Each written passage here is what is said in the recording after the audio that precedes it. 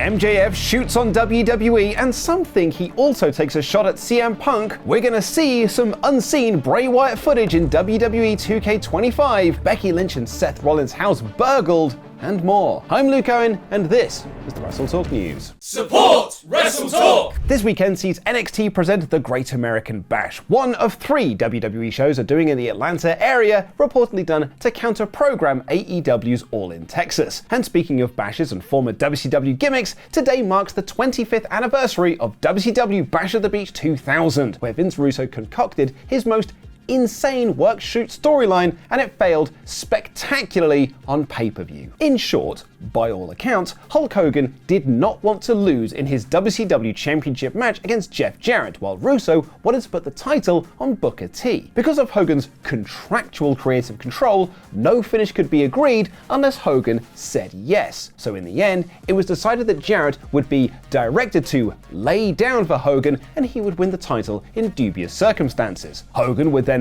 storm out of the building to trick the boys in the back to think that this was all real, and later in the show, they'd crown Booker T as the new World Heavyweight Champion when he beat Jarrett in the main event. The idea being that later in the year, either Halloween Havoc or Starrcade, Hogan would return and claim to be the real World Champion, and you do a champion versus champion match. Problem was, as Hogan and Eric Bischoff left, Vince Russo cut his now iconic worked-shoot promo on Hulk Hogan, where he called out the creative control, called him a piece of poop, and called him bald. When Hogan caught wind of this, not only did he sue Vince Russo for defamation of character, he never returned to WCW. It's an important piece of wrestling history, but also a good example of what creative control actually really looks like. Over the years, fans have used the term incorrectly when complaining about people they don't like winning, i.e. calling Becky Lynch Becky Hogan. There's even been rumors that Mercedes Mone has creative control in AEW, and that is why she's undefeated and is doing a belt collector gimmick. This has been refuted by several news outlets, and Sean Ross Sapp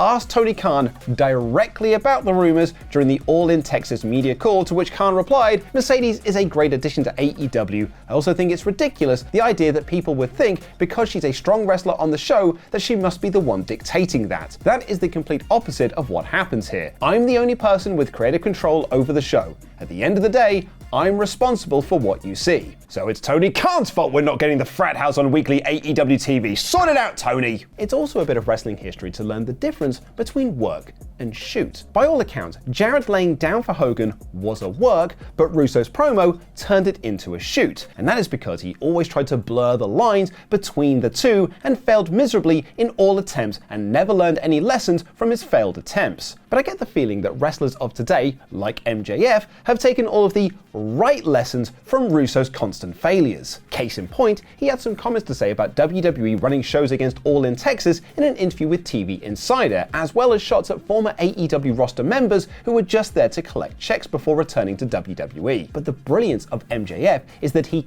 can blur the lines so you never know what is a shoot and what is a work. He tweeted after all of his interviews, "Now I play the waiting game to see what quotes get used out of context to make me look like shit.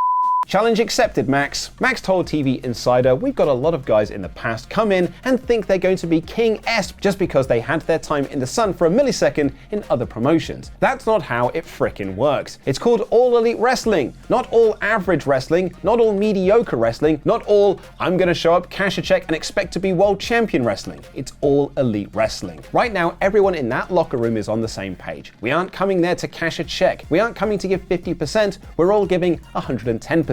If you think you're going to come into my company and barely put in work, you're out of your goddamn mind. You don't belong here. We don't want you here. So stay where you are and be miserable over there because you don't belong swimming in the ocean of sharks that is AEW. From reading those comments, I presumed he was talking about the likes of Andrade, Aleister Black, and Rusev, as there were always reports, rumors, and innuendos about those guys not wanting to be in AEW after being fired by WWE and just saw it as a stopgap before they went back to WWE. For the sake of clarity, Aleister Black at the very least has denied those reports and rumors. However, it appears that for some reason, people thought that MJF was taking a shot at CM Punk, who he had one of the greatest rivalries with in all of professional wrestling history in AEW. However, according to Fightful Select, we're told that's not the case and was referring to other talent that he felt didn't give it their all in the company. As for WWE running shows against All In, MJF added, "You mean the shows that are running at the exact same time as us even though they claim we're not competition? How do I feel about that? I think it's a smart business practice. I give jolly old Saint Nick and Trips a whole lot of credit. At the end of the day, if you can't stomp out your competition, you're doing what is necessary. Everyone is judging them for it. I think that's silly. Don't judge them for it, but also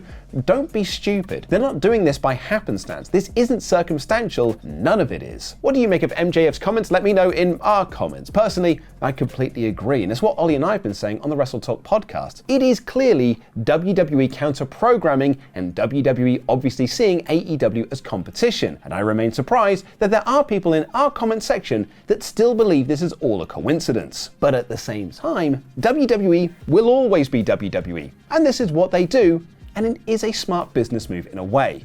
However, it is also a risky move as it can burn out your audience, and going by other comments on our videos, some WWE fans are approaching burnouts on the amount of shows being put out. But if you are feeling burned out, you can always escape into the world of video games, and Ollie and I have been really enjoying my GM mode on WWE 2K25, and believe me when I tell you, I very quickly downloaded the latest DLC pack because it had Abyss from TNA in it, and I'm going to make it my mission to put every single championship I can on him. Legit, we've not finished shooting this series of Monday Night War, and I'll be trying to find Abyss using the talent scouts so I can buy him and put every world title on him. But there's more coming to WWE 2K25 according to Fightful Select, as sources within 2K have told him that a new Wyatt story is being added to the game and will be announced soon. They report one person we spoke to said this will be one of the first 2K storylines that they think will get people emotional, and elaborated that there is a lot of unused Bray Wyatt content that will be featured. There will also be a lot of full videos of Uncle Howdy and Bo Dallas that will help paint a very deep story. Lastly, before we get into the NXT review, TMZ are reporting that the home of Seth Rollins and Becky Lynch in Playa del Rey, which sounds more like a wrestler than a place to live, was burglarized on Monday night. TMZ writes, "We're told no one was inside the home at the time of the break-in. Law enforcement sources say the suspects broke in and took cash from the residence. Rollins, we're told, was the one who made the 911 call to report it. Thankfully, no one was hurt." But it's Wednesday, you know what that means. It's time for my review of NXT, aka the show that promoted all of this weekend's shows better than Raw. The show opened with Ricky Saints beating the Vanity Project in a gauntlet match to not only earn a shot at Ethan Page's North American Championship, but also name the Stips for the weekend match at Great American Bash. The standout in all of this for me was Evolve champion Jackson Drake, who is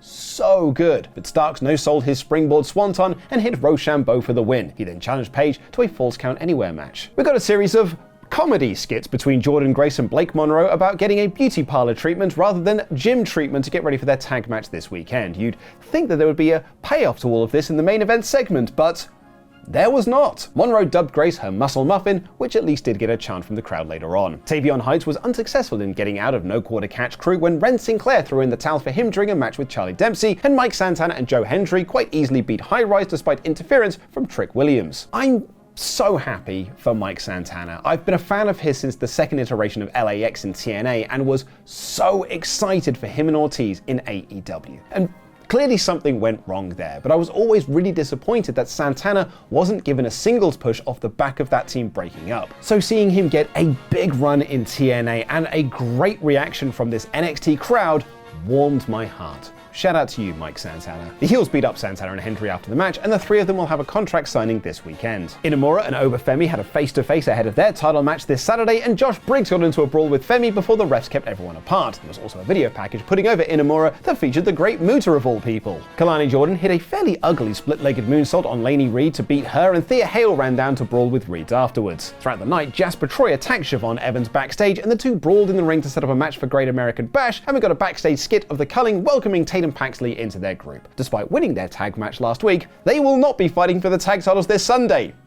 Instead, it's the team they beat. And speaking of losing, the Culling lost a fun tag title match against Hank and Tank after Sol Rucker and Zarya took care of interference and distractions from Izzy Dame and Tatum Paxley. The D'Angelo family had a skip backstage which was very badly acted, and there'll be a triple threat next week. And the main event was an Evolution Summit where Ava revealed it's been so long since WWE held an Evolution show that she was still in high school when the first one took place. Now, she's the most stilted of general managers. It's a women's segment in NXT, so you know what that means. Choo choo, it's time for the promo train. See if I can get this done in one take.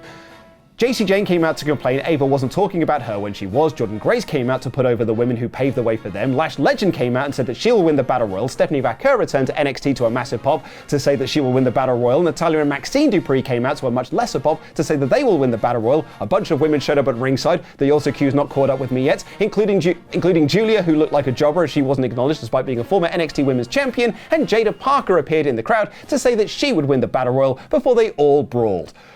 One take.